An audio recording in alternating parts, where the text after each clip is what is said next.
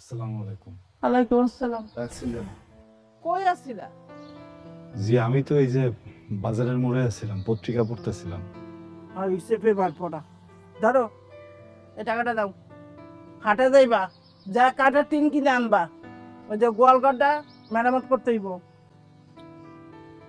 আম্মা গোয়ালঘর মেরামত করতে হইব, সাব্বির ভাই কেন যাইবো? সাব্বির ভাই শিক্ষক মানুষ না?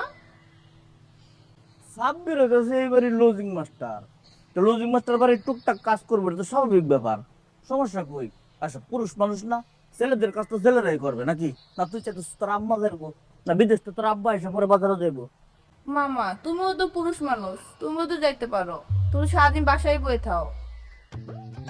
আপা দেখছস জেরিনের কথাবার্তা দেখছস? হুম, আমি ওর একমাত্র মামা না, আর একমাত্র মামার সাথে সে ব্যবহারটা কি করলো? আচ্ছা সমস্যা নাই, আমি যাইতেছি, তো কঠিন কোনো কাম না।